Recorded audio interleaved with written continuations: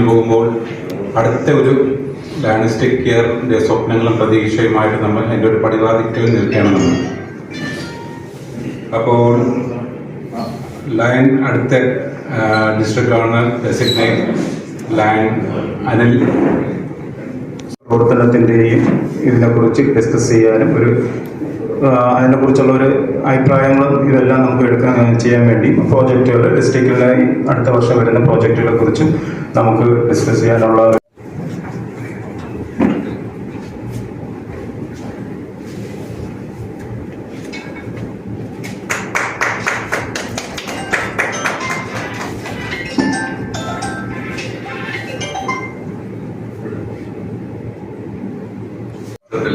ഒത്തിരി പ്രതീക്ഷയോടുകൂടിയാണ് നമ്മുടെ district governor Anilkumar കുറേ നല്ല വൈബ്രന്റ് ആയിട്ടുള്ള ആൾക്കാരെ RC-മാരായിട്ടും PZC-മാരായിട്ടും ഒക്കെ എലക്ട് ചെയ്യുന്നത്. അപ്പോൾ അതേ നോമിനേറ്റ് ചെയ്തിരിക്കുന്നത്. അപ്പോൾ അതിൽ one of the best RCs എന്ന് പറയാനായിട്ട് തീർച്ചയായിട്ടും അബൂബക്കറിന് സാധിക്കും. അദ്ദേഹം സോൺ ചെയർപേഴ്സൺ ആയിരുന്ന സമയത്തും അധികം സംസാരമില്ല, പ്രവൃത്തിയാണ് അദ്ദേഹത്തിന്റെ ഒരു രീതി. ഭയങ്കരമായി സംസാരിക്കാനൊന്നും പുള്ളി കിട്ടില്ല. അദ്ദേഹത്തിന് ഓരോരുത്തർക്കും ഓരോ നേച്ചറുണ്ട്. അപ്പൊ അദ്ദേഹം ഒരുപാട് ഔട്ട്സ്പോക്കൺ അല്ല, കാര്യങ്ങളൊക്കെ ഭംഗിയായിട്ട് ചെയ്യും. ഇന്നിപ്പോൾ നമുക്കറിയാം. അതുകൊണ്ട് ഡിസ്ട്രിക്റ്റിന്റെ ഒന്ന് കാര്യങ്ങൾ പറഞ്ഞുകൊണ്ട് ഞാൻ നമ്മളെ റീജിയനിലോട്ട് വരാം. ഡിസ്ട്രിക്റ്റിന്റെ ആദ്യത്തെ പ്രോഗ്രാമാണ് ഈ വരുന്ന ജൂലൈ 26 നമ്മുടെ ക്യാബിനറ്റ് ഇൻസ്റ്റലേഷൻ ആണ്. കവടിയാർ ഉദയ പാലസിലാണ്. അന്നൊരു നമ്മൾ കഴിഞ്ഞ വർഷം നടത്തിയ ഒരു പരേഡ് എല്ലാം കൂടെ പ്ലാൻ ചെയ്തുകൊണ്ട് ഇന്റർനാഷണൽ വൈസ് പ്രസിഡന്റ് ആണ് അത് ഇനോഗ്രേറ്റ് ചെയ്യാൻ വരുന്നത്.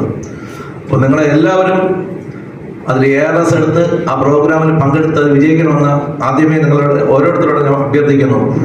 പ്രസിഡന്റായത് അന്ന് ഒരു ക്ലബ്ബ് രൂപീകരിച്ചാണ് എൻ്റെ തുടക്കം. സാറ് ഇന്നും തിരുത്താതെ പറയുന്ന 17 ക്ലബ്ബുകളിൽ ഒന്ന് എൻ്റെ ക്ലബ്ബാണ്. അദ്ദേഹം എനിക്ക് തന്ന പറഞ്ഞറിയിക്കാൻ പറ്റാത്ത ഒരാണ് ഞങ്ങളുടെ ക്ലബിന് തന്നത്. 22 അവാർഡുകളാണ് അദ്ദേഹത്തിന്റെ കാലത്ത് ഞങ്ങളുടെ ക്ലബിന് തന്ന് ഞങ്ങളെ പരിപോഷിപ്പിച്ചത്. ആ ഒരു വേദി ഇതിനകത്ത് വന്നു. പിന്നെ ആലോചിക്കുന്ന പ്രാരംഭ മീറ്റിംഗാണ് ഇന്നുള്ളത്. കഴിഞ്ഞ വർഷങ്ങളിൽ നമ്മുടെ പാസ്റ്റ് ഡിസ്ട്രിക്ട് ഗവർണേഴ്സ് ഭംഗിയായി നമ്മുടെ കയ്യിൽ ഏൽപ്പിച്ച ഈ ഒരു വർഷം അതിഗംഭീരമായി വളരെ സേവന മേഖലയിലായാലും മെമ്പർഷിപ്പിലായാലും പുതിയ ക്ലബുകളുടെ കാര്യത്തിലായാലും LCF-ൽ കൊടുക്കുന്ന കാര്യത്തിലുമൊക്കെ നമ്മൾ വളരെ ശക്തമായി എല്ലാവരും ഒന്നിച്ചു നിന്നെങ്കിൽ മാത്രമേ അത് വിജയിപ്പിക്കാൻ സാധിക്കുകയുള്ളൂ. സുരേഷ് സാർ നിങ്ങൾക്ക് എല്ലാവർക്കും അറിയാലോ, പെട്ടെന്ന് മരിച്ചുപോയി. അദ്ദേഹത്തിന്റെ ഒരു ആഗ്രഹമായിരുന്നു ഖത്തറിലൊരു ക്ലബ്ബ് രൂപീകരിക്കുന്ന എല്ലാ സംവിധാനങ്ങളും അദ്ദേഹം അവിടെ ചെയ്തു വെച്ചിരുന്നു. അപ്പോൾ ഞാനിപ്പോൾ 11-ാം തീയതി അവിടെ പോയി. അപ്പോൾ എല്ലാ സംവിധാനങ്ങളും അവിടെ ചെയ്തിട്ടുണ്ട്. അപ്പോൾ ഖത്തറിൽ ക്ലബ്ബ് എല്ലാം ആയി. ഇനിയിപ്പോൾ അനിൽ സാറിൻ്റെ ഈ സമയത്ത് തന്നെയാണ് ആ ക്ലബ്ബ് രൂപീകരിക്കാനുള്ള. അപ്പോൾ ഇപ്പോൾ എന്നെ വിളിച്ചിരുന്നു.